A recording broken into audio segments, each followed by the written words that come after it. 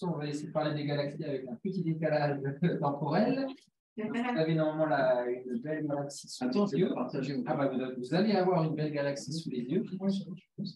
Voilà. Je vais la voir.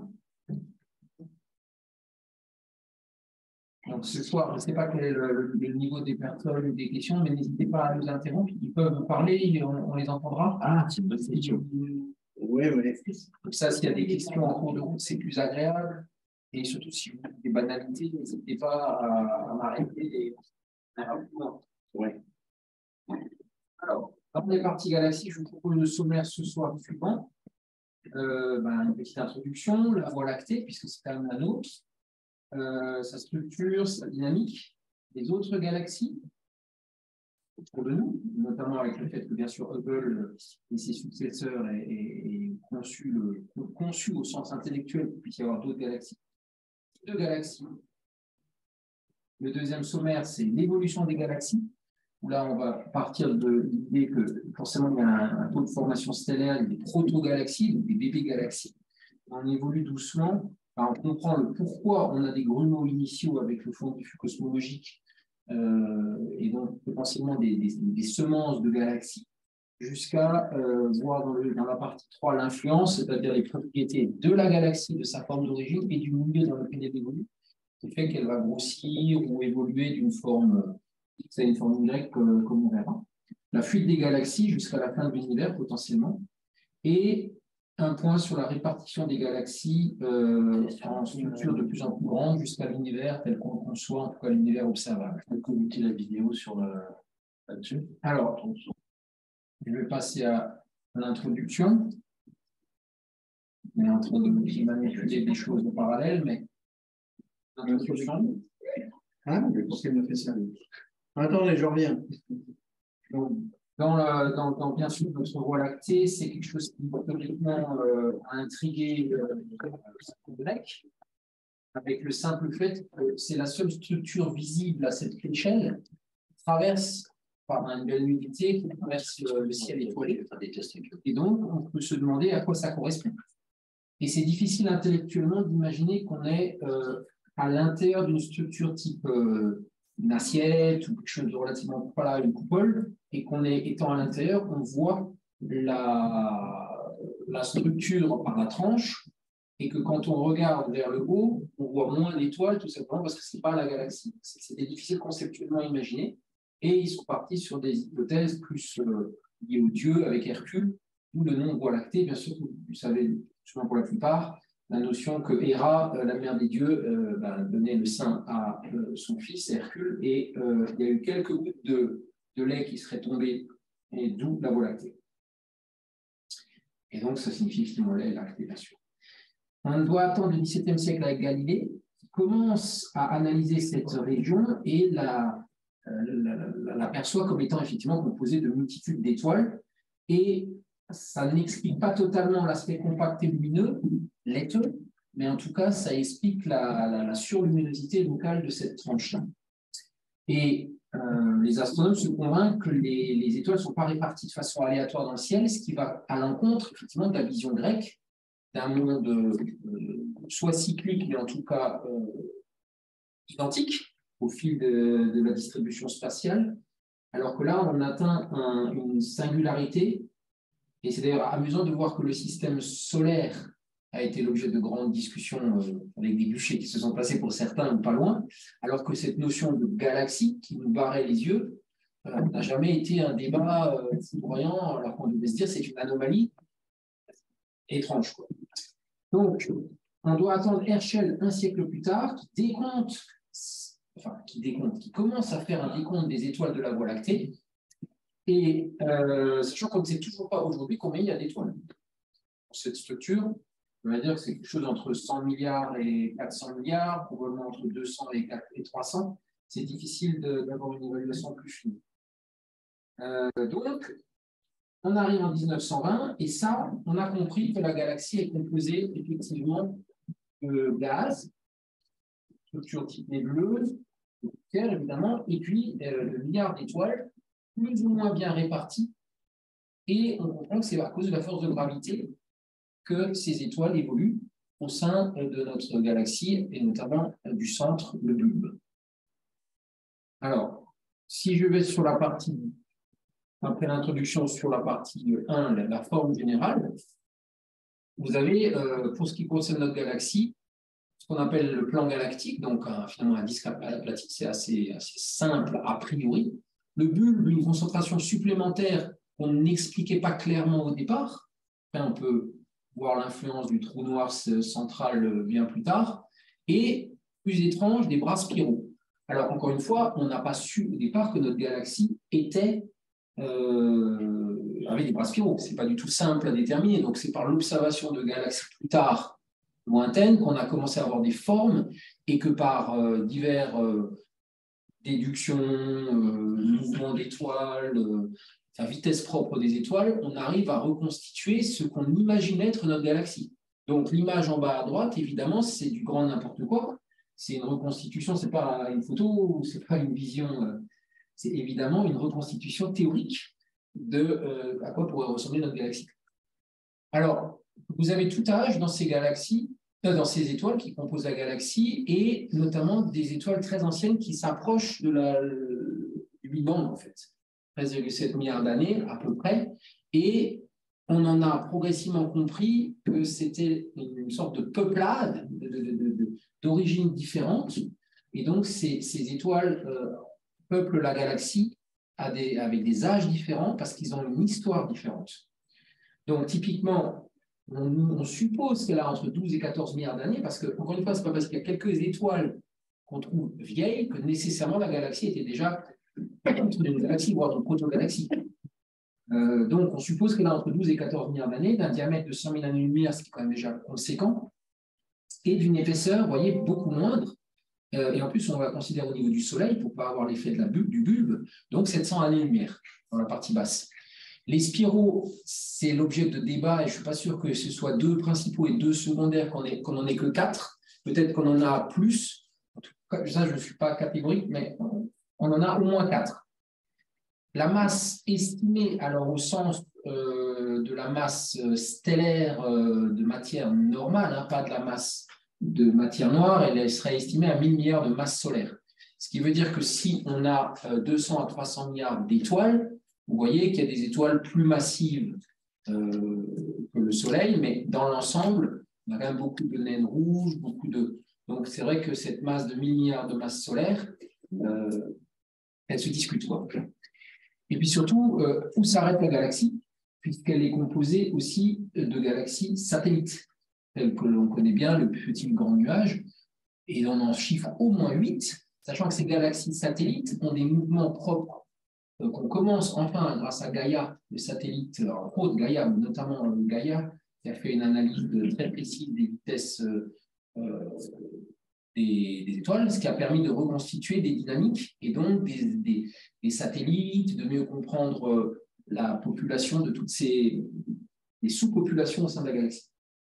Alors, pour info, on serait, si on vous demande un jour où on est, à peu près à 25 000 années-lumière du centre. Donc, vous voyez, on est relativement excentré sur un des bras.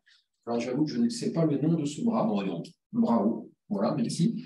Et donc, on est, finalement, sur Orion. Très content. Et là, on parle déjà du grand attracteur dont on parlera plus tard.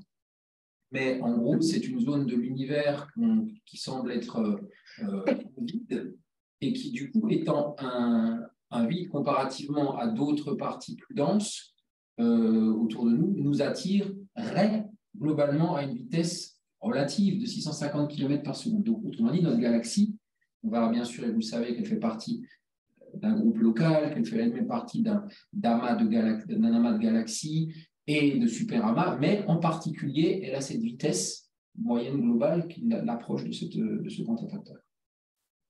Arrêtez s'il y a des points pas clairs. La composition, on l'a déjà évoquée, c'est la page suivante. La composition, c'est très varié et on n'a sûrement pas tout détecté, mais il y a tout ce qu'on peut imaginer à l'intérieur d'une galaxie, depuis des étoiles, les naines brunes qui, je vous rappelle, sont des étoiles ratées, hein, qui sont intermédiaires entre des planètes et des étoiles. Typiquement, l'énergie lumineuse, parce qu'elle rayonne quand même au sens d'une lumière, ce n'est pas comme une planète qui émet, à part peut-être de l'infrarouge, parce qu'il y a des éléments radiatifs au sein du noyau, mais globalement, une naine brune va émettre de l'énergie lumineuse à cause de l'énergie potentielle gravitationnelle qui se transforme en énergie interne par contraction. Donc, elle fait de la contraction, mais elle n'atteint pas la capacité de faire de la réaction thermonucléaire. Les planètes, on sait maintenant qu'il y en a au moins 5000, potentiellement en plus des nôtres, autour d'autres étoiles, des comètes, des astéroïdes, enfin tout ce qu'on détecte dans notre environnement proche va se retrouver, proche au sens stellaire, va se retrouver dans la galaxie à différents endroits, des poussières, des nuages. Et alors, ce qui est intéressant, c'est que ces nuages n'ont pas les mêmes compositions, n'ont pas les mêmes origines, et on intersecte, c'est-à-dire que ça mélange des nuages stellaires, avec par exemple dans notre cas pour le Soleil, la composition de notre milieu proche avec l'héliosphère et des comportements particuliers sur les poussières, des rayonnements qui viennent faire évoluer ces poussières d'une certaine façon. Le milieu interstellaire a sa propre logique, on commence à découvrir grâce à Voyageur 1 ou Voyageur 2 qui serait sorti, on fait les premières mesures, plus ou moins, pas encore à l'abri de l'influence totale du Soleil, mais en tout cas dans ce milieu plus ou moins interstellaire. Et puis, il y aurait effectivement l'intergalactique qui n'est pas vide non plus, et notamment chaud, avec des gaz qui sont assez chauds. Et puis la fameuse matière noire, dont je ne sais pas grand-chose, et je ne suis pas le seul, mais qui traîne au milieu de tout ça et qui a sa propre distribution de masse. Pardon ? Elle en a parlé mardi. Ah ben, sûrement beaucoup mieux que moi, ça c'est clair. Ah ben si. Et là, je vous avais juste quelques images de nuages. Alors sans nom, c'est une simple copie pour montrer la diversité et la beauté que vous connaissez de ces structures. Page d'après, on s'intéresse à notre hôte phagocyteur en chef, là, notre trou noir central. Donc vous avez l'image de l'EHT, cette collaboration internationale qui a abouti, c'était déjà il y a 2 ans, 3 ans. L'image, enfin, c'est l'image d'M87. Ah, pardon, c'est M87, c'est pas la nôtre. Mais la nôtre, c'était. Je triche, ouais, c'est plus récent. Alors, du coup, ça, c'est M87 ou je ne sais plus avec ce. Je pense que c'est M4. Je triche, hein, c'est pas la nôtre. Mais c'est la plus belle des deux, donc on triche un peu. Et donc, notre trou noir supermassif, tout trou noir supermassif, est plus ou moins défini comme ayant une masse, j'allais dire, de l'ordre de au moins 1 million. Alors, on peut les appeler trous noirs massifs, trous noirs supermassifs, après c'est des catégories. Mais vous voyez que ça complète les 3 autres catégories, les trous noirs primordiaux, les trous noirs stellaires et les trous noirs intermédiaires. Les trous noirs intermédiaires, on verra après, on en a détecté. Ce n'est pas si facile, mais on en a détecté. Les trous noirs stellaires, on en a détecté notamment en orbite, l'un ou l'autre, ou les deux, d'autres étoiles. Donc, on a la preuve observationnelle qu'il y a des trous noirs stellaires. Et les trous noirs primordiaux, à ma connaissance, nada, on n'en a jamais vu. Ce seraient des trous noirs qui seraient directement issus du Big Bang, au sens où la concentration de matière était telle que ça a généré, semble-t-il, on n'en a pas non plus la preuve, on attend peut-être avec le James Webb des informations à ce niveau-là, ça aurait généré des étoiles supermassives de type 150 à 200 masses solaires, qui auraient une durée de vie très courte, et potentiellement des auto-effondrements de matière localisés qui auraient fait des trous noirs primordiaux, donc des post-Big Bang. Ceux-là, on les cherche, et ce n'est pas évident de les trouver parce qu'ils auraient pu être le germe de trous noirs stellaires ou alors potentiellement de trous noirs supermassifs plus tard par accrétion ou gourmandise progressive. Donc, on a pour l'instant des records qui sont jusqu'à du 40 milliards de masses solaires, la galaxie, dans la galaxie, enfin celui qui est au cœur de la galaxie Holmberg 15A. Mais la règle finalement qui émerge, c'est que quasiment chaque galaxie, ou grosse galaxie en tout cas, a au moins un, parce qu'il y a des hypothèses, enfin, au moins un trou noir massif. Et on sait que dans notre galaxie, il y a probablement des millions de trous noirs stellaires, voire je ne sais pas combien, de centaines peut-être d'intermédiaires. Donc il y a du monde en ce qui concerne les trous noirs. Donc voilà, nous on l'appelle le Sagittarius A, hein, c'est le nôtre. Et de façon générale, en partie basse, vous avez un bienfait. Alors, je n'ai pas pu charger l'article complètement sur le bienfait des trous noirs, mais ces trous noirs centraux qu'on considérait longtemps comme passifs ou des curiosités intellectuelles ou physiques, en réalité, semblent avoir une influence très, très importante sur la vie, la dynamique de formation des galaxies. Et donc, qui dit galaxie dit au départ la capacité ou non de générer des étoiles. Donc, on s'aperçoit de plus en plus que quand le trou noir est au repos ou en activité, ça a une incidence directe sur le taux de formation d'étoiles de sa galaxie. Et donc, ça rend un rôle un peu de coordinateur général. On ne comprend pas exactement pourquoi il est en phase parfois de repos, pourquoi d'autres fois il est en phase d'activité. On verra dans les bulles de Fermi. Pour notre galaxie, c'est assez étrange de voir des résidus de sursaut comme ça d'activité de notre trou noir central. Mais en gros, un exemple d'influence est écrit tout à fait en partie basse pour un trou noir supermassif. Un exemple d'influence, c'est que ça pourrait s'étendre au-delà de la propre galaxie et avoir une incidence sur les galaxies satellites, ça va loin, hein, à former également de nouvelles étoiles. Donc, un trou noir qui pourtant a une dynamique gravitationnelle qui semble assez restreinte, malgré ses milliards de masses ou ses millions de masses solaires, par son activité et ce qui génère comme activité de création, etc., et de vent, éventuellement d'autres explosions adjacentes de supernovas, parce qu'il y a eu des créations foudroyantes, par exemple d'étoiles locales, tout ça participe à une sorte d'embrasement progressif de cette galaxie. Sur la page d'après, alors là, je n'ai pas grand-chose sur les trous noirs intermédiaires, parce qu'effectivement, c'est ce qu'on disait, il y en a quelques-uns dans l'étoile, comme l'étoile du pistolet, qu'on suppose être des étoiles très très grosses, mais on n'arrive jamais à atteindre des masses, comme on en parlait avant, c'était avant de 150 à 200 masses, qui seraient des étoiles d'origine Big Bang, quoi. Et on en déduit par ces observations que les trous noirs intermédiaires ne peuvent pas résulter directement d'effondrement d'étoiles massives. Un trou noir intermédiaire, c'est effectivement quelques milliers, quelques dizaines de milliers, quelques centaines de milliers de masses solaires. Donc c'est particulièrement débattu puisqu'on ne sait pas qui est l'œuf, qui est la poule par rapport au trou noir supermassif. On pourrait imaginer, ce serait tentant de se dire qu'on part d'un petit trou noir, qu'on arrive à un trou noir intermédiaire, qu'on arrive à un supermassif. Ce n'est pas encore si clair dans l'enchaînement. Okay. Donc le trou noir stellaire, j'ai juste mis un exemple parce que forcément c'est plus une image qu'autre chose. Voilà, c'est plus une image d'un disque d'accrétion autour d'un trou noir qui viendrait vampiriser une malheureuse étoile compagne. Ça, c'est sous cette forme-là qu'on les détecte plus facilement, effectivement.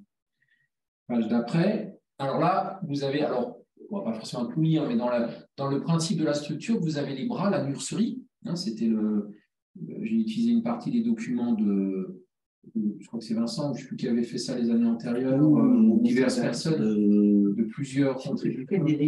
Il avait fait ça en 2006, je crois. D'accord, donc j'ai remixé, j'ai rajouté. Après, on l'a un peu. Voilà, c'est ça. Donc en gros, les fameux bras, on en a parlé avec Orion. Alors on va peut-être le retrouver, là il y a le bras du Sagittaire de Persée. Voilà, le bras d'Orion, si vous regardez, il est en bas sur le petit schéma avec les couleurs à droite, c'est celui qui est vertical sur la gauche, à plein ouest. Donc là, effectivement, je confirme, vous avez raison, il y a notre soleil qui se balade sur ce bras. Donc ces bras, finalement, coexistent avec des nuages de gaz et de poussière. C'est composé d'étoiles très massives et très chaudes qui donnent la couleur à certains bras, la couleur bleue. Dans les bras, il y a un cycle incessant de vie et de mort d'étoiles. On verra la conclusion à la fin. En gros, ces bras ont une dynamique qui tourne alors, je n'ai pas la vitesse, mais ça doit tourner on tourne autour de la galaxie en 200 mais en 150 millions d'années. 220 millions d'années. En 220 millions d'années, on fait le tour. Et les bras, nous, on fait le tour. Mais les bras font le tour plus vite que nous. Ça veut dire qu'entre guillemets, si vous me permettez l'expression, on se prend des bras dans la gueule tous les 50 millions d'années à peu près. Ah ouais, c'est vrai ça. Attends. Mais ça veut dire que comme c'est une zone de surcompression locale matérielle, de nuages, de densité, il doit y avoir quelques chamboulements au passage. Et certains chercheurs ont commencé en paléontologie à essayer de voir. Et il y a eu, semble-t-il, des incidences, soit sur des bombardements cométaires, enfin, il semblerait qu'il y ait une incidence. Non, par exemple, l'héliosphère peut être impactée, parce qu'en fait, le Soleil, il fait son boulot. Enfin, il fait son boulot, il rayonne, il fait son boulot. Il essaie de lutter contre les rayons cosmiques et contre les trucs qui arrivent en ayant cette espèce de flux incessant. Et donc, il crée une barrière qu'on a cru être un patatoïde qui est probablement plus sphérique que ce qu'on pensait. Mais le jour où un bras arrive, grosse lutte, et probablement cette héliosphère se réduit ou est moins efficace, et paf, on se prend des rayons cosmiques. Par exemple, ça peut être le schéma. Je ne dis pas avec certitude, mais. Et donc, influence sur la vie terrestre. Donc, c'est pour ça que la structure de la galaxie n'est pas neutre sur nos incidences et sur notre situation de vie, quoi. En plus, comme ces impacts se font, il y a des débris, d'où la formation de nouvelles générations d'étoiles, avec un enrichissement différent puisque les cycles de vie d'étoiles ont changé. Donc voilà, on parlait de mort d'étoiles avec des ondes importantes de propagation de température et pression, compression des nuages gazeux, etc., etc. Mais le plus important, c'est à la fin,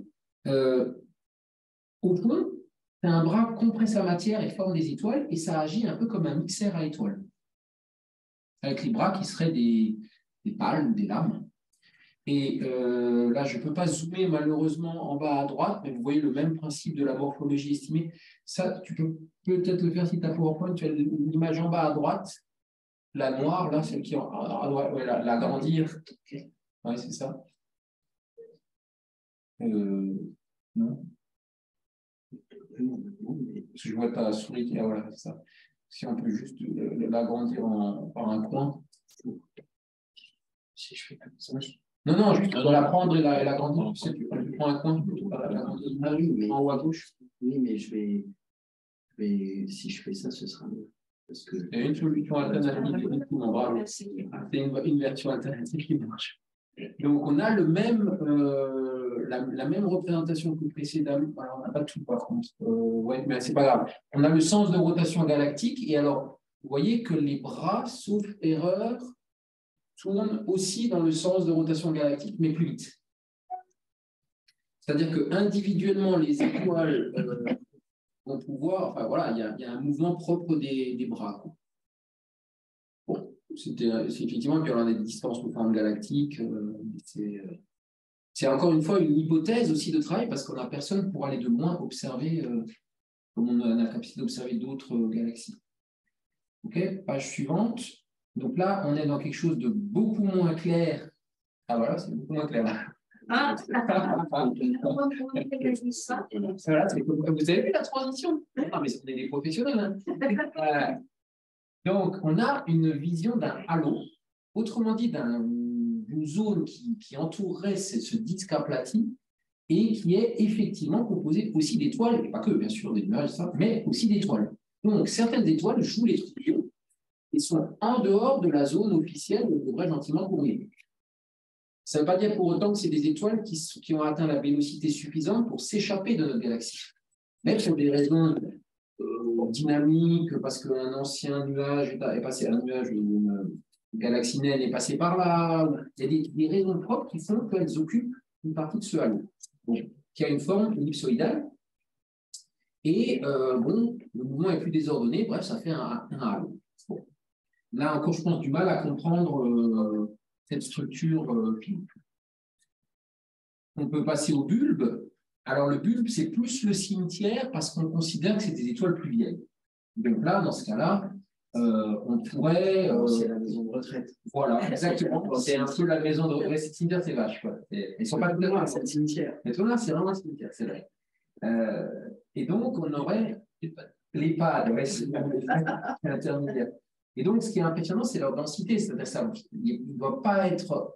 Alors, comme on a détecté, je crois, des planètes, au moins une planète pas loin du centre, je crois qu'il y a eu une détection étrange d'une planète, semble-t-il, pas loin du centre. Ce qui laisserait entendre qu'il y a des orbites stables Même pour des planètes, pas dire qu'il y a de la vie dans un environnement aussi radiatif avec des supernovas qui doivent être une densité de risque d'explosion de supernova et donc d'attaquer la vie, enfin, la biologie active sur ces planètes.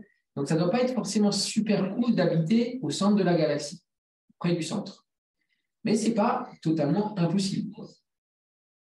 Bon, donc là, on a une image du bulbe, et puis on arrive au corbillard, ça reste pas très amusant, mais la question c'est pourquoi certaines galaxies ont des barres? Eh bien, on ne sait pas vraiment. En tout cas, j'ai cherché, je n'ai pas trouvé. On ne comprend pas formellement pourquoi certaines galaxies elliptiques ont des barres, d'autres pas. Elle évoluerait dans le temps, ça pourrait peut-être favoriser les échanges de matière entre l'extérieur et l'intérieur, enfin le disque et le cœur. Un système de pompage, je ne sais pas. J'en sais pas plus. Donc, si quelqu'un le sait, et là, on arrive aux bulles de Fermi. Alors, ça, c'est la page d'après. Sur les bulles de Fermi, c'est une structure qui a été détectée relativement récemment, enfin récemment, je ne vais pas dire de bêtises, peut-être 2010, oui, voilà, c'est ça, une dizaine d'années. Et si vous regardez la Milky Way, donc notre fameuse galaxie, avec l'image qu'on se fait à la fois en X et en rayon gamma, de ces bulles, c'est titanesque. Donc on s'est demandé, mais qu'est-ce que c'est que ces bulles? 50 000 années-lumière, à peu près de diamètre de part et d'autre du plan galactique. Elles ne sont pas visibles à l'œil nu, on sait qu'on a besoin de les voir en rayon gamma et en rayon X. Elles ont des éléments lourds, donc qui s'étendent bien au-delà de notre galaxie, des éléments lourds, du carbone, de l'aluminium. Ces bulles auraient 3 millions d'années, alors auraient 3 millions d'années pour la partie la plus lointaine, hein, bien sûr, puisque les bulles s'étendent dans l'espace, une structure dynamique en 3 dimensions, mais en tout cas auraient au moins 3 millions d'années. Il y a beaucoup d'hypothèses formulées, mais on n'est pas sûr totalement de l'origine. Une des hypothèses la plus naturelle, ce serait de dire que c'est la galaxie, enfin c'est le trou noir central qui a eu un rot, un gros rot, et qui aurait induit ces bulles, oui, effectivement, qui aurait induit ces bulles il y a 3 millions d'années. Est-ce que j'avais ouais. Et que c'était l'hypothèse, une des hypothèses, mais comme dit, c'est débattu. Et qu'en gros, il y aurait eu cette espèce d'activité très importante à l'époque, générant cette onde de...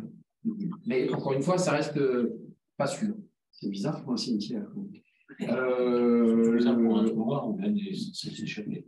Oui, mais c'est sûrement pas le trou noir. C'est le résultat non, l'activité du trou le noir. trou noir en tant que tel, officiellement, quand on a dépassé la limite, rien ne s'échappe. Oui, son activité, tout trou noir a une période d'accélération. Et là, c'est là qu'est le jet de matière. Si vous reprenez en arrière le petit schéma du trou noir stellaire, c'était quelques pages avant, on a effectivement l'image du jet qui est contre-intuitif, le fameux jet d'un trou noir, qui balaye un peu comme un quasar. Et donc ça, c'est contre-intuitif. Mais il y a une telle accélération proche de la vitesse de la lumière des particules électrons qui peuvent aller jusqu'à ces vitesses, que ça en résulte de l'expulsion de matière, quoi. Une partie, d'ailleurs, le taux, alors ça c'est un truc intéressant sur les trous noirs, mais je ne suis pas spécialiste, mais si vous voulez, la réussite d'un trou noir, son taux si vous lui donnez une certaine masse autour de lui, en fait, il arrive à en capter que relativement peu en propulsion. Et tout le reste, il va le faire tourner, il va lui faire des étoiles, c'est une pouponnière à étoiles dans certains secteurs, et il va aussi en expulser un grand paquet, par ses jets, par ses bulles de... Voilà. Donc il y a tout un mécanisme qu'on a encore du mal à décrire dans le détail, mais qui fait que c'est plus vivant que ce qu'on pense. En tout cas, au-delà de la zone... voilà. Donc les bulles, c'est une chose, mais ensuite, vous connaissez tous le mouvement propre des étoiles, et là, évidemment, l'image classique d'une pause la nuit, mais fondamentalement, c'est l'influence classique d'une gravitation, on est attiré par le centre, mais comme on a une vitesse propre, on reste en mouvement, donc on a en gros un mouvement globalement de circulation autour de la galaxie, ce qui n'empêche que des vitesses propres existent. Ce n'est pas parce que globalement l'ensemble des étoiles se déplace, on a parlé des bras, mais aussi, si on regarde nos étoiles compagnes autour de nous, il y a des vitesses propres qui résultent de cette histoire particulière de cannibalisme de la Voie lactée. qui a, on en parlera un peu plus tard, mais qui a sûrement cannibalisé des dizaines, voire des centaines d'autres galaxies plus petites. Et donc, on retrouve les 226 millions d'années dont on parlait avant. Puis la Voie lactée, on a parlé qu'elle se déplace dans l'univers, dont l'attraction vers ce mouvement.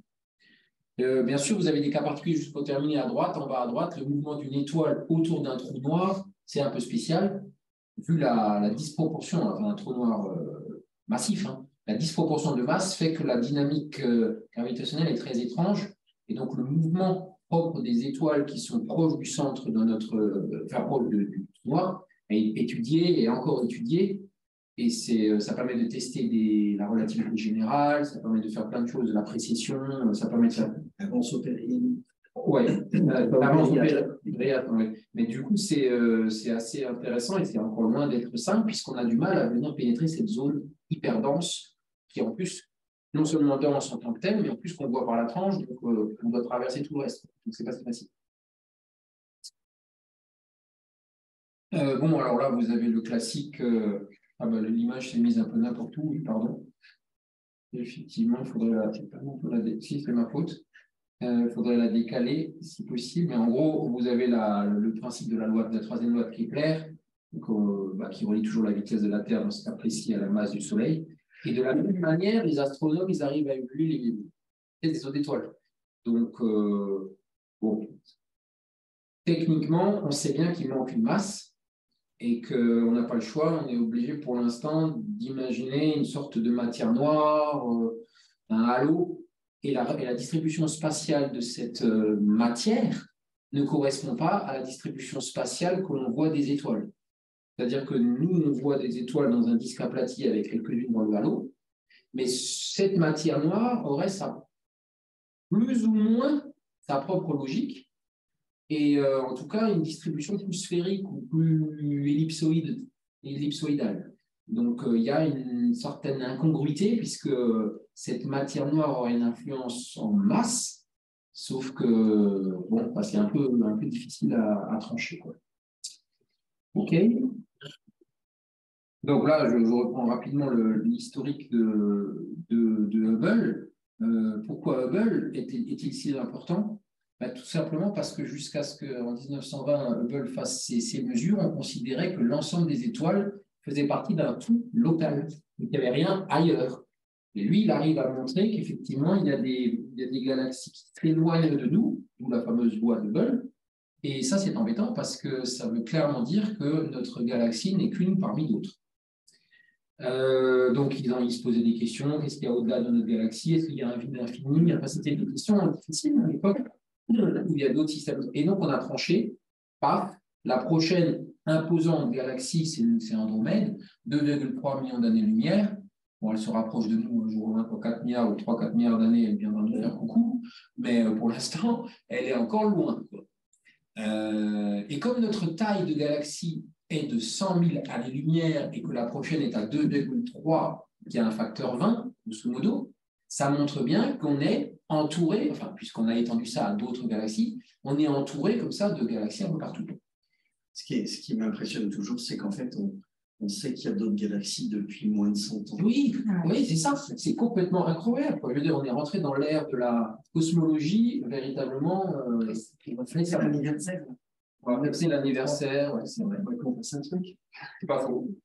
Et alors, bien sûr, du coup, on atteint un stade limite de la folie, puisque ce n'est pas accessible à l'esprit humain, mais si on estime que dans notre galaxie, il y a, pour faire simple, à peu près 200 milliards d'étoiles, et si, à force de scruter le ciel, de faire comme avec Hubble, il y a une image un peu plus loin, du champ profond, vous savez, il avait fait cette photo en regardant un coin très précis du ciel pendant longtemps, il voit plein de galaxies. Alors, au bout d'un moment, on commence à se faire une estimation, on dit qu'il y en a au moins 200 milliards de galaxies dans l'univers observable.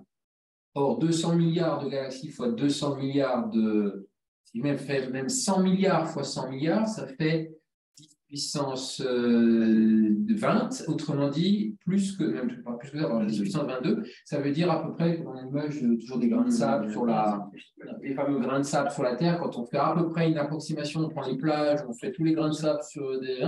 Il y a autant d'étoiles dans l'univers observable que de grains de sable sur les plages, étendues. C'est un peu beaucoup, quoi. Enfin. Voilà, donc l'image de la page d'après, on a le champ profond de Hubble, enfin, juste pour lui rendre hommage, quoi.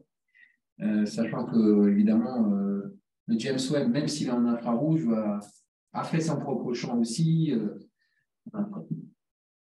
Page d'après. Bon, rapidement, parce que on en a déjà parlé, les fameuses formes de galaxies. Pourquoi est-ce que spirale barrée, on a dit que ce n'était pas si clair, mais en tout cas, les galaxies spirales sont les plus nombreuses. On commence à avoir une compréhension de la diversité dans le temps et dans l'espace. Et donc, ces fameuses spirales elliptiques et irrégulières, on peut passer à la page d'après, n'ont pas la même histoire. Donc là, vous avez les elliptiques. Alors, elliptique, c'est relativement simple.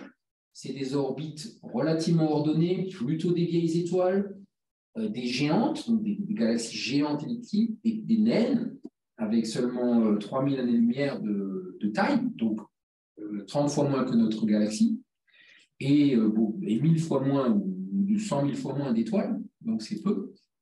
Et bizarrement, elles n'ont pas beaucoup de disques, pas beaucoup de poussière, pas beaucoup de gaz. Grosso modo, elles ont tout mangé, quoi, dans l'image qu'on peut s'en faire.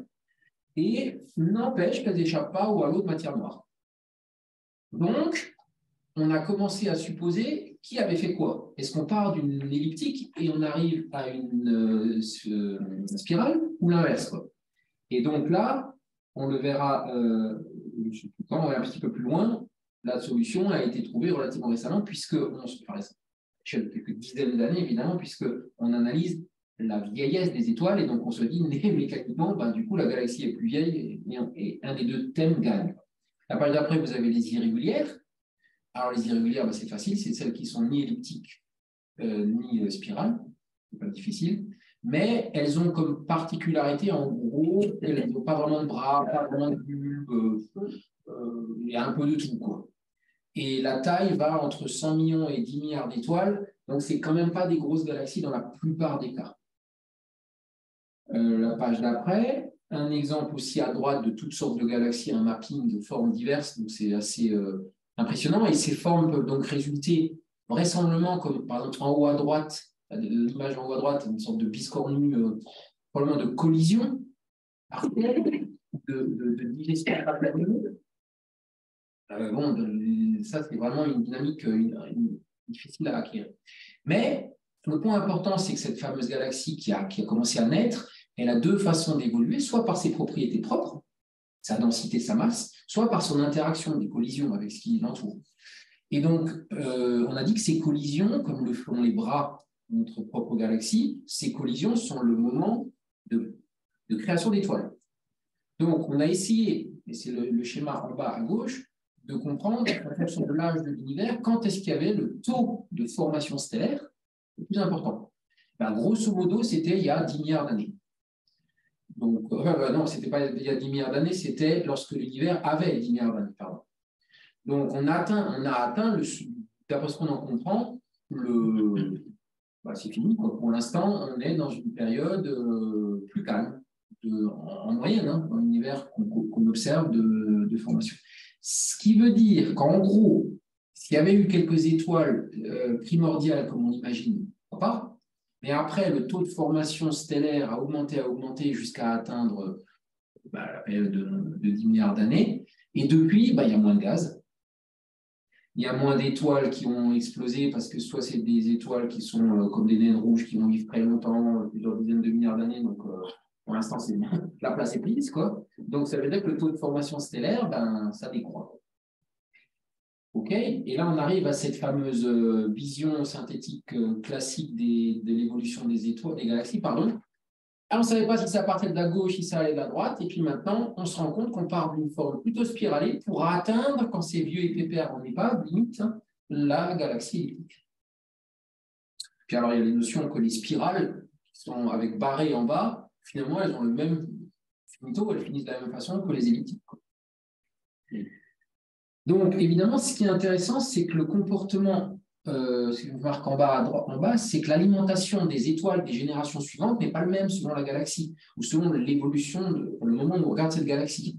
Donc, pourquoi on parle d'évolution d'étoiles? Parce que si vous regardez les séquences d'évolution des étoiles, vous avez des étoiles qui ont peu de métaux, le terme qu'ils utilisent, qui ne sont pas riches en éléments lourds, disons, pour simplifier, et que plus on avance, plus le milieu interstellaire est riche en éléments lourds, issus d'explosions, issus de générations entières d'étoiles, et nous-mêmes, notre corps, avec notre Soleil, qui n'a que 5 milliards à peu près d'années, on résulte effectivement d'une évolution d'une autre étoile qui aurait explosé. Et on a commencé à, pour mémoire, en analysant autour de nous un peu ce qui se passe en composition des étoiles, etc., on commence à se rendre compte, peut-être qu'on a des sœurs étoiles autour de nous, et on a même donné un nom à cette étoile progénitrice qui aurait explosé en supernova et qui aurait inséminé, d'une certaine façon, le milieu autour de nous. Ok, ensuite. Ce que je remarque, c'est que les galaxies jeunes, oui, elles vont beaucoup au bar et à la fin, plus qu'à la maison de retraite. C'est pas faux. C'est pas faux. Ça tourne, ça virevolte, ça joue, puis à la fin, ça se met en boule, quoi. Alors, tout ça est beau, mais vous allez me dire, mais pourquoi on en est arrivé à des galaxies? Parce que notre univers, il y avait du gaz, des choses comme ça, on soit, mais pourquoi des galaxies? Ben, c'est le coup du grumeau qu'on suppose avoir existé, d'où le coup de ce fond diffus cosmologique, qui consiste à dire que si le Big Bang est vrai, cette théorie, on parle d'une zone d'espace-temps tellement condensé, qui s'étend avec probablement une phase d'expansion accélérée, cette fameuse expansion accélérée d'un facteur, c'est ce qui est marqué ici, hein, l'inflation homogène d'un facteur 10 puissance 26, grosso modo, jusqu'à 10 puissance 100, en un temps extrêmement court, hein, devrait avoir créé une température et une répartition totalement uniforme. Or, ce n'est pas le cas, parce que non seulement on a détecté le fond diffus cosmologique grâce aux deux ingénieurs là, qui par hasard essaient de régler une antenne et ils ont eu le prix Nobel pour ça. Donc, c'est pratique, on peut avoir des prix Nobel. Non, ils ont quand même fait un boulot pour faire le lien avec le fait que le rayonnement qu'ils captaient, qui était un rayonnement parasite sur leur antenne, dans toutes les directions où ils mettaient cette antenne, ils s'apercevaient qu'ils avaient toujours le même parasitage qui correspond à un rayonnement d'une température moyenne de photons de 2,73 Kelvin au-dessus de zéro, quoi. Et ça veut dire que ça, les calculs du cosmologiste russe, c'était Glasgow, je ne sais plus comment il s'appelait, Gamov, ouais, avait dit, eh ben à l'époque, boum, 300 000 ans après le Big Bang, à peu près, il doit y avoir une époque où la lumière arrive à s'échapper du magma, du plasma, on va dire, originel, et tac, ces photons de l'époque qui disent super, je suis libre, je ne suis plus à chaque fois recapté par des électrons ou des choses comme ça, boum, ça fait un paquet de photons qui se libèrent et qui irradient l'univers. Sauf que ces photons, qu'est-ce qui se passe?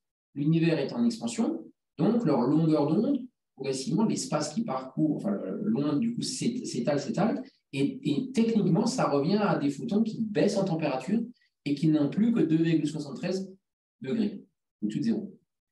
Et ce fameux donc, on en déduit incroyablement que si on a cette température-là qu'on trouve là, c'est qu'il y a eu Big Bang. En tout cas, qu'il y a eu le truc à 300 000 ans. C'est assez impressionnant. Et malgré tout, ça ne nous dit pas pourquoi on avait des grumeaux. Donc on est mal. C'est pour ça que la page d'après, on envoie des satellites. Alors, on ne va pas le lire, c'est un peu dense, mais on envoie des satellites qui nous disent en gros, les fluctuations de température, c'est ce qui est en gras, vont créer des semences de galaxies. Pourquoi? C'est tout en haut marqué. On a un écart de température par endroit, alors le mot endroit, zone dans l'espace en mégaparsec, et d'une dispersion de température de 0,001%. On a su mesurer des écarts de température sur ce fond, sur la valeur qu'on mesure de 2,73, aussi ténue, qui nous permet de dire, ah bah tiens, il y avait des différences. Donc, probablement des semences pour les futures galaxies. puisque localement, un peu plus de densité, donc un effondrement qui aboutit à une galaxie. C'est un peu tordu, mais ça a l'air d'être pas mal. Tout embryon de galaxie, comme on le voit dans la partie centrale, est appelé une protogalaxie. Et en gros, bon, après je passe, le disque de matière n'est pas homogène quand on fait cette protogalaxie, forcément, puisqu'il y a des zones plus denses, d'autres moins, des températures très élevées qu'on voit quand même autour de plusieurs millions de degrés. Et du coup, ça permet de déclencher localement les premières fusions d'hydrogène en hélium et après les explosions qui recréent des ondes de choc qui vont recomprimer du gaz qui était bien tranquille dans son coin, ça refait des étoiles et hop, c'est reparti pour un tour. Donc il y a vraiment une dynamique de je me forme, j'explose, je reconstitue une dynamique suivante. Et donc, au fond, soit ça explose en supernova et ça répand, soit ça s'effondre en trou noir et ça fait cette dynamique dont on a parlé, voire l'influence aussi de création d'étoiles par la suite. La page d'après, bon, rien de particulier, mais c'est juste pour dire que les protogalaxies fusionnent, donnent naissance à une galaxie naine. Alors, la fusion, on suppose qu'elles fusionnent entre elles puisqu'elles sont très proches à cette période très vieille, très jeune de l'univers, autour de 1 à 2 milliards d'années après le Big Bang. La gravité, l'expansion est forte, mais les galaxies sont relativement proches les unes des autres, donc ça doit favoriser des mécanismes de fusion. Et d'autant plus qu'on a constaté, quand on fait de l'archéologie galactique, on a constaté, on le verra un peu après, qu'il y a des structures qui sont très massives, très grandes, des amas, voire des super amas, très tôt dans l'histoire de l'univers, parce qu'on a du mal à s'expliquer, et probablement parce que cette proximité était importante et ça a dû favoriser des accrétions plus rapides que ce qu'on pensait. Donc, voilà, c'est juste une petite archéologie galactique sur notre noyau originel d'étoiles de la Voie lactée. 1 milliard d'années après, 1 milliard d'années, oui, c'est avant le Big Bang. Après le Big Bang, pardon. Avant, ce serait une sacrée nouveauté. Notre galaxie s'est essentiellement formée, ce qu'on en comprend aujourd'hui, par collision avec d'autres plus petites. Autrement dit, c'est le billard cosmique qui a fait qu'au début, notre galaxie, par chance, elle devait être un poil plus grande ou plus forte que ses voisines, et elle a réussi à s'accréter comme ça, quoi. Par contre, on ne sait pas, on commence c'est l'hypothèse vers la fin, là. Est-ce que ces étoiles qui sont les plus anciennes et les plus pauvres qu'on voit au centre de notre galaxie, est-ce que ça veut dire qu'elles se sont formées au centre de cette fameuse protogalaxie où il y avait une surdensité puisqu'il y avait plein d'étoiles, ou alors elles ont été accrétées dans le sens elles étaient dans des galaxies distinctes qui se sont réunies et ont formé ces vieilles étoiles. En gros, est-ce qu'elles étaient lointaines et elles se sont réunies dans un club local, ou est-ce qu'elles étaient déjà là? Donc, on tendrait plutôt vers la deuxième hypothèse que j'ai mis en bleu, plutôt accrétée. Autrement dit, c'est plus la logique de galaxies distinctes, petites, satellites, qui auraient amené à cette concentration d'étoiles plus anciennes.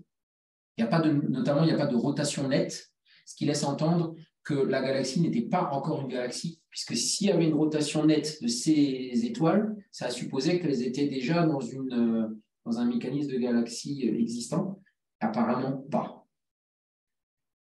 Bon, après, je vais aller vite, mais on a à peu près la même idée. Donc, les propriétés intrinsèques, on l'a déjà dit. Pour les galaxies les plus denses, pas de problème, on comprime le gaz, ça nous fait une belle galaxie elliptique au début de sa vie. Pour les galaxies moins denses, c'est moins marrant parce qu'on ne peut pas convertir le gaz de la même façon. Et on a seulement une conversion de l'ordre de 4/5 du gaz. Ce qui veut dire que le reste, enfin seulement 4/5, c'est déjà pas mal, mais le reste en gaz va se transformer en un disque, peut-être plus tard les générations suivantes, jusqu'à aboutir aux fameuses galaxies bien plus tard elliptiques, qui ont tout mangé de leur gaz. Donc, d'une certaine façon, tout de même, on peut dire que le gaz a du mal à ne pas être utilisé. C'est vrai que le taux de transformation finalement est pas mal. On arrive à utiliser beaucoup du gaz mis à disposition. Page d'après, l'influence, c'est là que vous avez des effets à droite dans l'image de cannibalisme, avec de magnifiques images de deux galaxies qui commencent à droite à se marier plus ou moins. Et ce qui est illustré en dessous à droite, c'est que c'est la naissance suite à la collision, puisqu'il n'y a pas Si ça nous arrivait maintenant avec notre étoile, le Soleil, et la probabilité qu'on se fasse un billard cosmique dévastateur est très faible vu la distance entre les étoiles.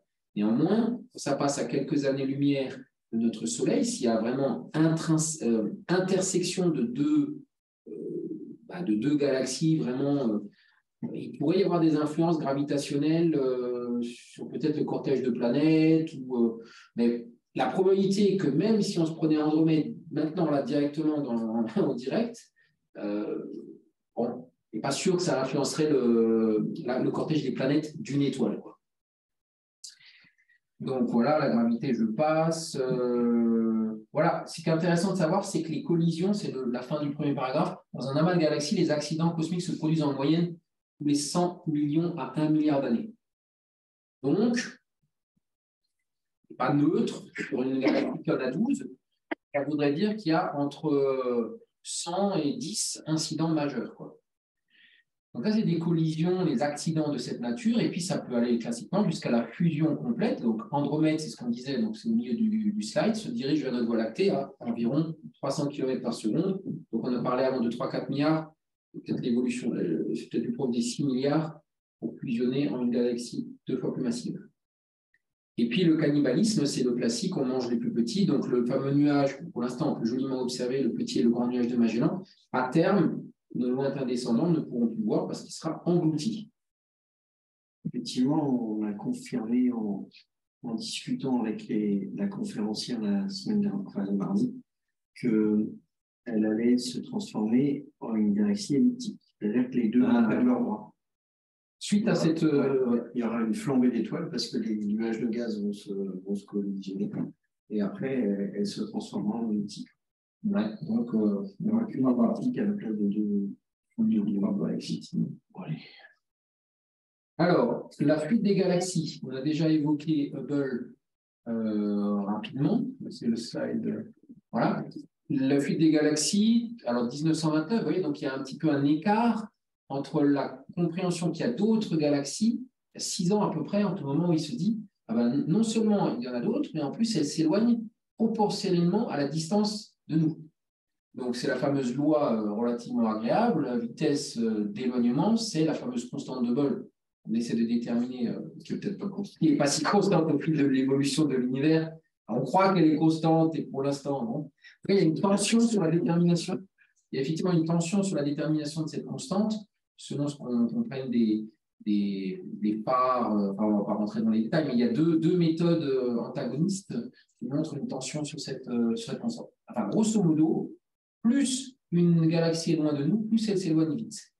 Et je n'ai pas l'image ici, mais je crois que c'est décrit. Ouais, on verra après, on peut enchaîner. Sur la page, c'est l'effet Doppler, le décalage vers le rouge, mais vous connaissez. Continuons de vous poser la question. Et donc, pour faire l'image tout de suite, c'est la boîte bleue en bas, c'est le coup du pudding.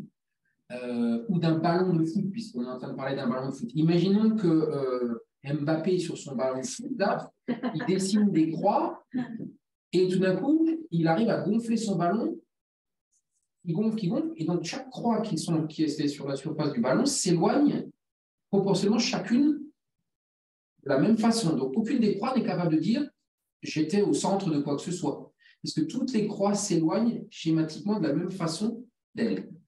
Et ce qui est terrible, à vos souhaits, c'est que dans le temps, s'il y avait un ballon plus petit à l'intérieur et un ballon plus gros à l'extérieur, même chose, les croix qui sont sur ce ballon plus gros à l'extérieur ou le ballon plus petit à l'intérieur, par rapport au ballon au milieu et la petite croix qui dit mais peut-être je ne peux pas comprendre sur mon ballon où je suis, mais peut-être qu'en voyant vers le passé ou le futur, plus loin dans ce sens-là, je vais m'en sortir. Ben non, parce que même chose, la croix du plus petit ballon et la croix du plus grand ballon s'éloignent de la même façon. Donc, que ce soit dans ce sens-là ou dans ce sens-là, finalement, dans toutes les directions de l'espace, tout s'éloigne de la même façon. Donc, il est infoutu de dire qu'on est le centre de l'univers. Ce qui ne nous arrange pas, mais c'est pas trop. Et du coup, c'est ça la fameuse expansion globale. Donc, les galaxies sont soumises, c'est à deux mouvements contradictoires, mais ça, c'est très important de le noter. Il y a cette fameuse action de la gravitation qui vaut à des échelles cosmiques. Hein, c'est la seule force parmi les forces fondamentales qui a une influence sans limite, infinie. Et donc, il y a une gravitation. S'il n'y avait pas une expansion de l'univers, on aurait ce fameux Big Crunch, un retour en arrière.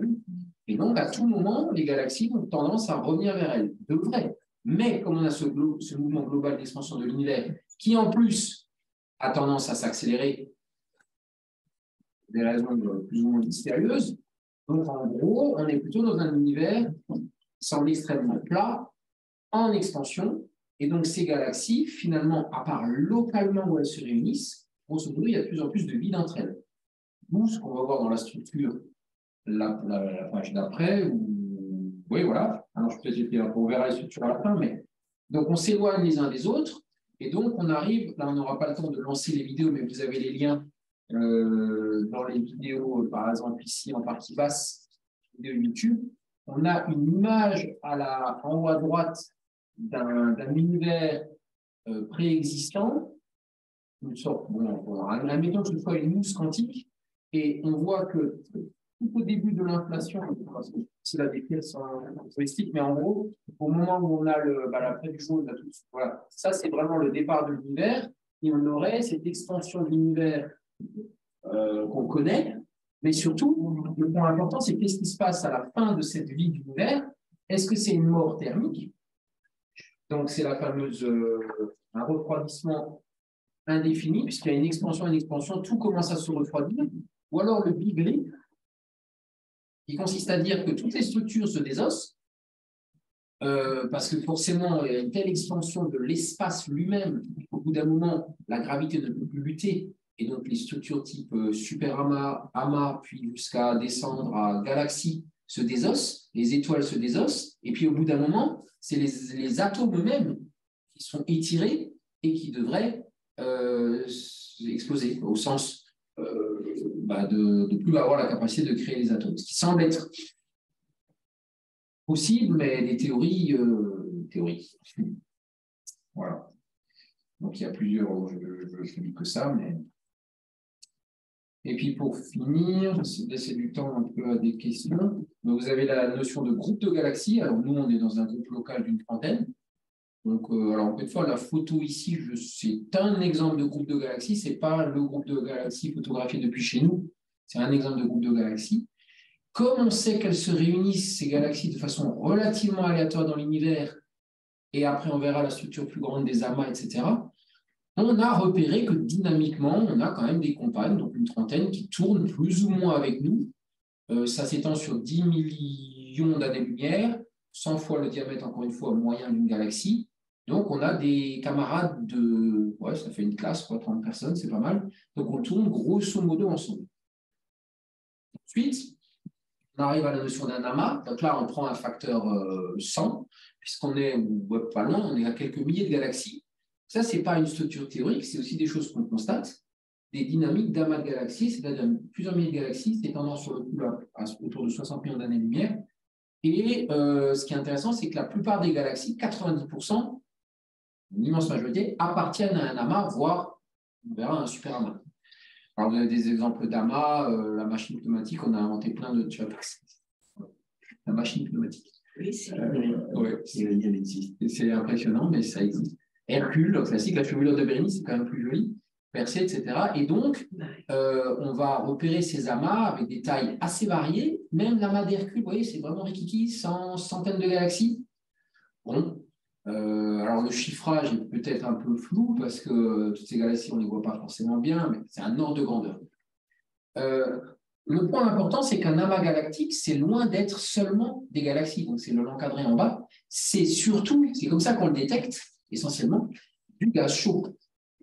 Et donc, quand on dit chaud, c'est des millions, voire 10 puissance 8, dizaines de millions, centaines de millions de degrés. Donc, c'est très chaud et très ténu, avec une densité pas terrible de 10 puissance moins 2 particules par centimètre cube, mais pas neutre, pas nul quand même. Et donc, ça émet en rayon X. Et on détecte ces amas. Il y avait Rosat, le satellite, il y a 30 ans, facile, 40 ans, qui détectait les amas de galaxies en rayon X. Et donc, en gros, pour conclure sur cet amas, vous avez en bas la présence de fer, donc il y a des contaminations, c'est des explosions de supernova. Donc, ce milieu interstellaire, il est, ou intergalactique, il est quand même plus riche qu'on ne pensait à un moment. En tout cas, il n'est pas vide, c'est sûr. là, juste un petit aparté sur le proto-amas, parce que qui dit amas dit proto-amas. Et donc là, la page d'après, vous avez un exemple d'un truc à 680 millions d'années après 680 millions d'années après le Big Bang. Et ces premiers proto-amas auraient pu être à la source de 50% du taux de formation d'étoiles, ce qui est énorme. Donc, encore une fois, on suspecte que, comme je vous l'ai dit avant, une galaxie a une influence déterminante sur le taux de formation stellaire, mais on peut supposer de plus en plus qu'un amas ou un groupe local, et voire un super amas, notamment avec le lien avec la matière noire, aurait des influences aussi sur le taux de formation d'étoiles. Donc, voilà, et notamment, ces proto-amas auraient joué un rôle important dans le processus de réionisation, puisque vous savez qu'au départ, post-Big Bang, l'univers était neutre, force électrique, et il y aurait eu arrachage effectivement des électrons pour les atomes du milieu interstellaire ou intergalactique, et donc une réionisation, parce qu'un rayonnement dur aurait venu arracher progressivement les électrons. Et ça a une incidence sur cette voilà, merci. Ça a une incidence sur plein de choses potentielles jusqu'à le magnétisme, qui est non négligeable au sens galactique et même intergalactique. Donc il y a des champs magnétiques comme ça, à des distances phénoménales, et tout ça a une influence sur la circulation de matière, de poussière. Enfin, c'est quand même un sacré bazar, hein. La page d'après, tout ça, ça se réunit en super amas, dont le fameux super amas local, c'est comme le nôtre. Alors, on n'a pas beaucoup d'imagination parce qu'on a appelé groupe local et super amas local, mais bon, pour moi, c'est facile à retenir. Et il y en a une dizaine d'autres groupes d'amas, donc ce n'est pas un super amas très gros, mais il réunit notamment l'amas de la Vierge et je ne sais plus dans quel on est, nous, l'amas. On va dire que c'est le. Donc, ces super amas, vous pourriez vous demander, mais ça ressemble à quoi?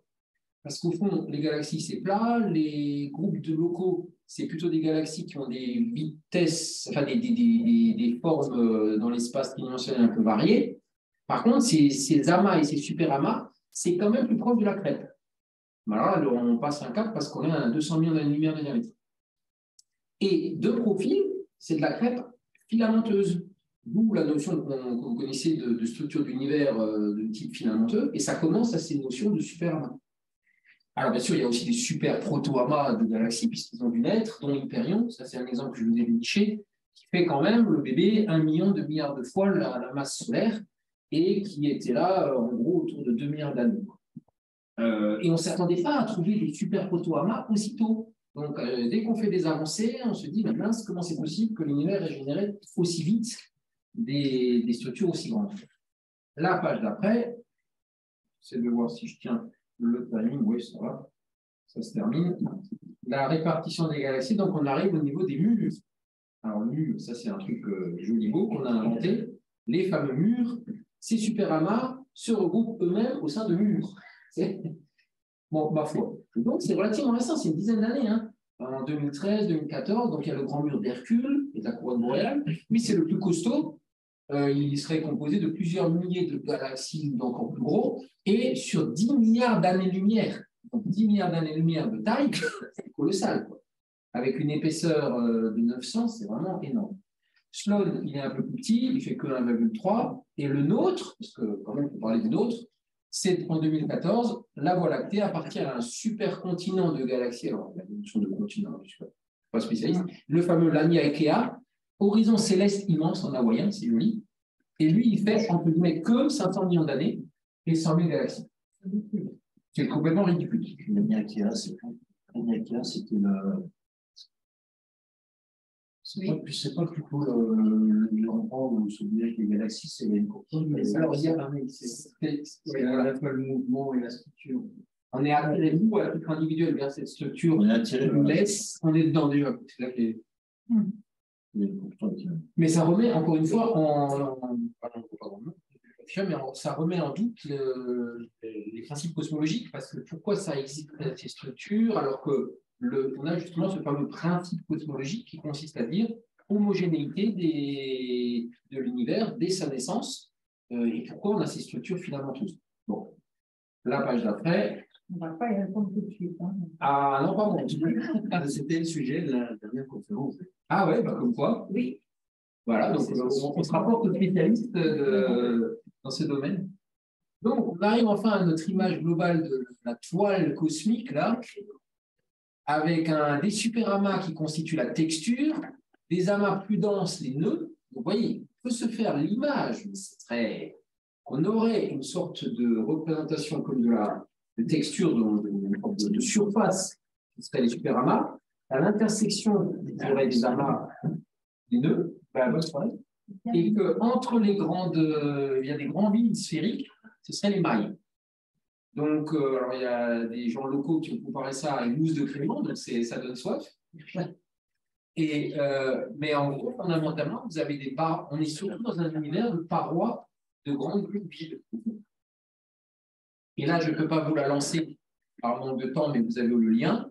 Vous pouvez aller voir des simulations d'univers existantes. L'une des plus complètes, une des plus récentes, c'est celle du CHU. Je ne sais pas si je prononce correctement parce que c'est du japonais. Et là, ils se sont paluchés une simulation quasiment sur 10 milliards d'années. Je crois qu'on en a officiellement 13,7 l'univers. Donc, une simulation qui partirait sur une période de 10 milliards d'années, comparable à la moitié de la distance entre la Terre et les galaxies les plus éloignées observées. Donc, presque l'univers observable. Donc, ils se sont fait une simulation assez chiadée. Alors, j'ai mis en dessous, je ne le vois pas, mais un petit et 3 petits points, puisque je rappelle que l'univers observable, c'est que la lumière qui nous parvient du début de l'univers, et donc on ne sait pas ce qui s'est passé, mettons, au-delà, s'il y a un au-delà, et ça, si l'univers est encore plus grand, je ne parle même pas des multivers. Donc pour l'instant, puisque le sujet concernait les galaxies, on voit qu'elles évoluent et qu'elles forment des structures plus grandes, mais c'est quand même les briques de base, semble-t-il, de toute cette construction. Alors, quelques réflexions à la volée qui pourront peut-être alimenter des questions. En gros, c'est ce que je vous disais, pourquoi est-ce que ça n'a pas fait des objets alternatifs, l'univers? Okay, on a des grumeaux, mais ça aurait pu faire des boules, ça aurait pu faire des chapelets d'étoiles, ça aurait pu faire du gaz. Bon, finalement, ça a fait ce qu'on constate. Et donc, très probablement, c'est lié aux constantes fondamentales de notre univers. Vous savez qu'en physique théorique, on constate qu'il y a quelques dizaines de constantes fondamentales et dont les valeurs sont ajustées, la nature les a ajustées de telle sorte, mais mathématiquement ou physiquement, quand on change ces valeurs un tout petit peu, certaines, quand je dis un tout petit peu, ça peut être plus qu'à la décimale, hein, ça crée un univers non vivable. Par exemple, les étoiles ne se forment pas, ou alors les amas de galaxies ne se forment pas, ou patati patata. Donc, la façon pour les physiciens de répondre à ça, cet ajustement hyper fin des constantes, c'est de dire, une des solutions, c'est de dire, oui, mais chez nous, ça se passe bien dans notre univers, dans d'autres univers, ça doit se passer beaucoup moins bien. C'est une façon assez astucieuse de botter en touche, parce qu'en fait, personne ne sait réellement pourquoi ces constantes sont magnifiquement ajustées, pourquoi vous et moi, on est là, quoi, en gros. Autre point, bien sûr, de réflexion, c'est qu'on a une image magnifique du passé, mais personne n'est capable de vous dire aujourd'hui où on est à Andromède, au sens... supposer que le temps est une notion partageable, parce que c'est compliqué le temps, mais si imaginons que instantanément, on veuille savoir à quoi ressemble Andromède, on ne peut pas le savoir. Elle est à 2 millions d'années-lumière, on ne peut pas le savoir. Ça veut dire que l'image qu'on se fait de l'univers ne résulte finalement que de notre super localisation à quelques centaines, millions d'années-lumière autour de nous, et qu'on extrapole que l'univers a dû évoluer de la même façon. On en a l'histoire jusqu'à des milliards d'années, mais on n'en a pas la situation réelle entre guillemets aujourd'hui. Ça, c'est quand même à garder à l'esprit. On vit aveugle. Encore une fois, on n'a pas d'image de notre propre galaxie, mais celle, comme Voyageur et la sonde Huygens avaient fait des photos de la Terre, on n'est pas encore prêt à avoir une sonde extrastellaire qui nous ferait une photo de notre galaxie, quoi. Donc il y a encore du boulot là. Il est probable, puisqu'on parlait de galaxies, qu'il y ait des visiteurs intergalactiques. Autrement dit, on a déjà détecté des visiteurs interstellaires avec des comètes qui se baladent sur des dizaines, voire des centaines de millions d'années d'une étoile à l'autre. Ça, c'est avéré, probablement, vu les dynamiques. Hein. Mais il est possible qu'on ait des visiteurs intergalactiques, donc au moment où on parle des cailloux, des machins, qui se baladent et qui un jour lointain atteindront avant nous Andromède, etc. Et la même chose, puisqu'on sait qu'il y a des planètes, des étoiles et des trous noirs errants, donc ce milieu intergalactique est peuplé d'objets relatifs. Il y a des objets qui se baladent et qui ont leur propre vie, quoi. Je rappelle pour mémoire que la composition du corps humain, vous, moi, c'est grosso modo 10% d'origine galactique, 90% d'origine stellaire ou proche, 10% d'origine galactique, c'est-à-dire d'étoiles qui ont de composants qui venaient de vachement plus loin, qui sont arrivés au fil des bras, tout ce qu'on veut, des évolutions cosmiques. Et en extragalactique, on estime autour de 1%.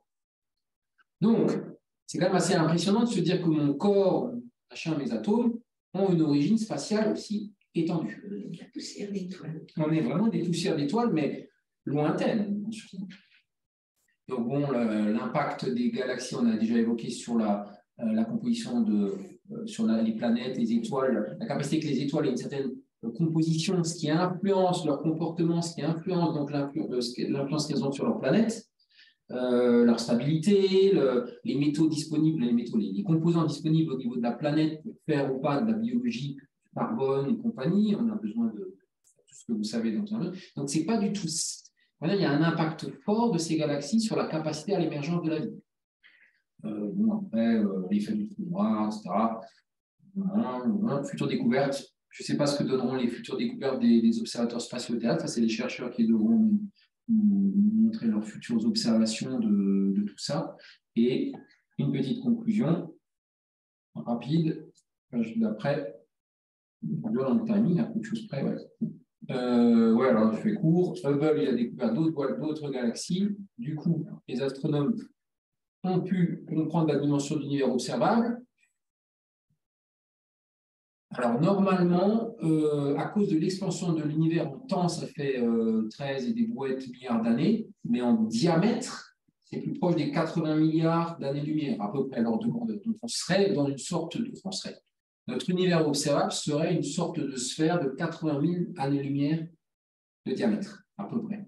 80 milliards, donc, 80 milliards d'années-lumière. C'est ça. Donc, c'est vraiment la répartition des étoiles, l'analyse fine des mouvements, l'analyse fine, la spectrographie de ces étoiles pour savoir leur composition, etc. Ça donnait une image beaucoup plus complexe de notre univers, de la façon dont on s'organise. Et voilà, la fuite des galaxies, on en a parlé. Et puis les propriétés, ça permet aux chercheurs de se faire une image plus claire de l'histoire de l'univers aussi. Parce que ces amas et ces super amas, c'est quand même ça qui façonne l'univers tel qu'on le comprend aujourd'hui. On ne voit pas d'autres structures, parce qu'on n'a pas accès tellement à la structure de la matière noire.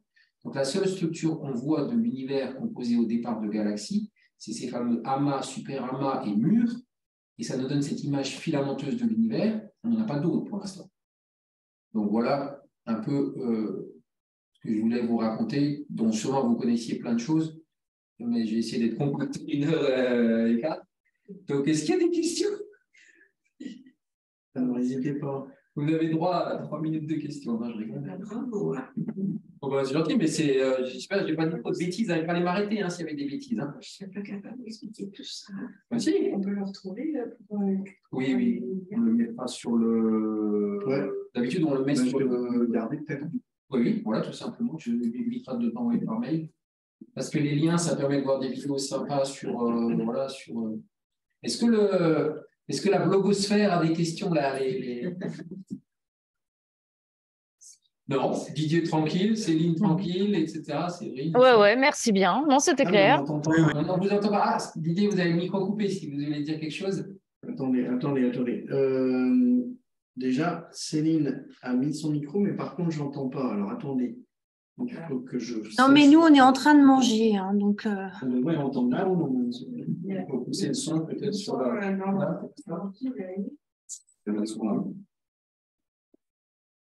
Oui, peut-être à 100%. Il y a marqué son coupé, mais si j'appuie, ça va faire des micros. Bon. Il y a un truc son coupé. Ah, elles ont des bars pour boire des bières. Ah oui, c'est bien ça, oui. Bravo. Tu peux dire un truc, Céline, que je vois si je t'entends pas? Oui, je peux dire quelque chose. Non, je ne t'entends pas.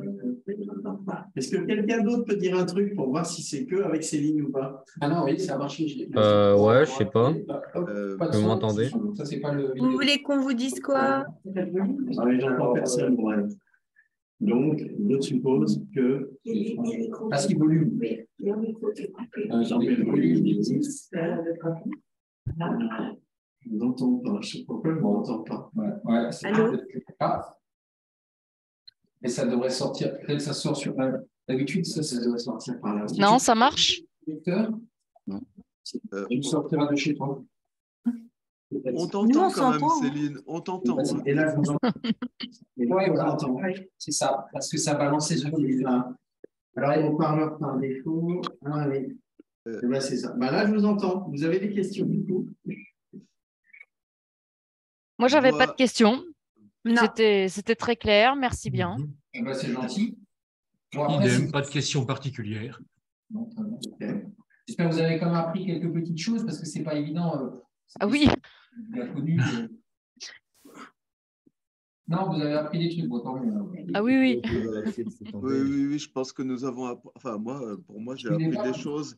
Mais par contre, c'est difficile de poser une question comme ça après cet exposé parce que c'est vraiment Oui, très vaste. Et je pense qu'on a besoin de réfléchir dessus quand même. En tout cas, merci beaucoup. Merci. Et derrière, ça fait beaucoup de choses. Ah oui, vous avez ça fait alors là, vous avez ça. Ça fait beaucoup. Oui. Ah non, mais c'est bon, bah écoutez, merci à tous alors. Et à toutes. Après, comme il y aura comme on fait le programme en 2 fois, il y aura une prochaine question sur les galaxies qui permettra de faire mûrir. Et puis peut-être que la prochaine fois, il y aura des questions. Peut-être. Non, c'est vrai que c'est délicat ce format parce qu'on ne sait jamais si c'est une présentation, une initiation, ou si on tombe des gens sur des gens plus aguerris. Normalement, c'est l'initiation. Donc, Ouais, là, c'est normalement pour les débutants. peut-être un petit peu plus varié. C'est vrai que ça fait beaucoup de notions d'un coup. Quoi. Oui, c'est intéressant. D'accord. Oui. Dilemme, pas de questions, tout va bien. Ouais. Après, c'est pas mal parce Non, que ça, c'est bon. j'allais dire, ça tombe la semaine où il y a eu la conférence à la Nef Oui. focalisée sur les galaxies aussi. Donc, Ça me fait penser à un truc. Vous savez que, je crois que c'est la semaine prochaine, il y a un groupe astrophysique. On peut tout à fait, dans le groupe astrophysique, revenir sur des trucs si vous avez des questions de ce type-là. Et notamment, dans le groupe astrophysique, on prévoit à un moment de parler justement des sujets de conférence, parce qu'il y en a pas mal. Là, c'était la toile cosmique. On a parlé une fois des trous noirs, on a parlé de trucs comme ça. Donc, si vous avez des questions sur des trucs comme ça, on peut les aborder aussi dans le groupe astrophysique. C'est le Ok. 20 décembre. C'est le 20 décembre, la réunion astrophysique. Il me semble que c'est ça. Voilà. Ok. Voilà. Et là, après, on peut partir dans des discussions effrénées sur plein de choses. Bon, ben, merci à tous et à toutes. Eh ben, merci beaucoup. Merci et bonne soirée à tous. Bonne soirée. Je vais Bonne arrêter. soirée. Merci bien. Ciao. Les gens qui restent pour si Salut à ceux qui partent. Et puis les autres, à bientôt. Voilà. J'arrête le partenariat. J'arrête l'enregistrement.